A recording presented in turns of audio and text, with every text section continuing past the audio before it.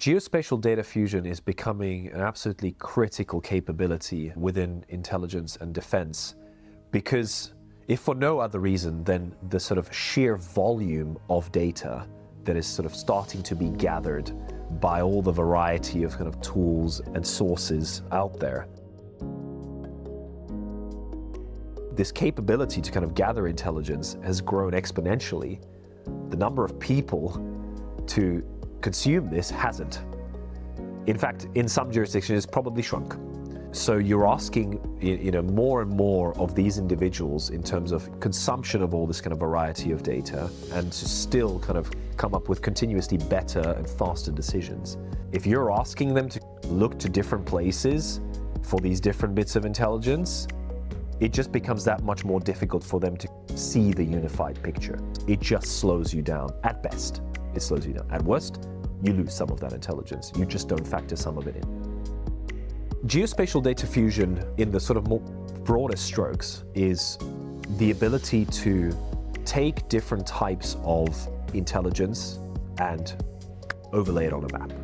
When I talk about different types of intelligence, I'm talking about things like signals intelligence, geospatial intelligence, like imaging, satellite imagery, fused together with things like where are these sort of adversary and friendly orders of battle, where is the human domain, the population centers, the patterns of life of people, all of these kind of different layers of data, of types of intelligence, kind of being fused together into a single view. Users, now that they have these capabilities, and now that they have more data and more intelligence than ever before, what's more important, rather than just scrolling through, a list of 1,000 things to kind of toggle on, it's how do they navigate this data? What's the most important thing to show in the first view? And how can the user then interact with that to go deeper or wider or to the left or to the right or whatever that might be? What does it matter if there's different sources? What matters is, are they helping them answer the question that they're looking to answer? When we talk about these different layers of intelligence, it's also, I think, really critical to bear in mind that this isn't all just in the domain of the geospatial. There's often a temporal element to this data. In defense and intelligence, time is really critical. When exactly did things happen? When are things likely to happen?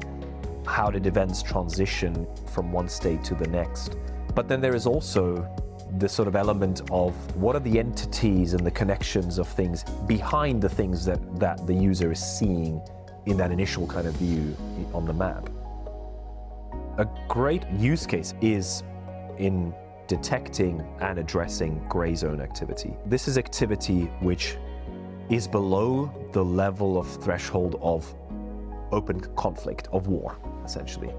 But it is hostile activity that deliberately, very often, blurs the lines between kind of peace and conflict. It is obfuscated and complex by design. So the activity you're witnessing, the end result, and the actors carrying that out are almost never the actors that are actually orchestrating this, right? There are layers of individuals, of organizations, of state actors involved in this. You would have seen in the news a lot recently, and in the last few years, things like disruptions to undersea cables and undersea pipelines. This is gray zone activity 101 in play. You will have third-party vessels, often large cargo vessels, tankers, and on the face of it, they are a commercial vessel. But at some point, they will maybe divert, or maybe their course will take them over a critical undersea cable or pipeline, and they might do things like suddenly drag their anchor. It's a brilliant case for needing to be able to not only see exactly where this vessel's been, placing it in space and time, so there's a critical kind of temporal element, because you know when the pipeline was disrupted, and now you're working back, okay, which vessels were around, that pipeline at that time. But then there's also this element of digging into these sort of ownership layers, unpeeling this onion. These kind of ownership layers, they can go like 7 layers deep. That's where the ability to see this in space, in time, and then finally seeing the graph of connections and individuals behind the people operating that vessel is really critical. Everybody wants to keep being faster, more efficient in their analysis, more effective in their decision making. So now they're demanding the next level of capability, which is okay, great, I can see all these layers on top of the map, but how can I fuse this intelligence, not just visually, but cognitively? AI is going to be a big part of this and already plays a big role for this.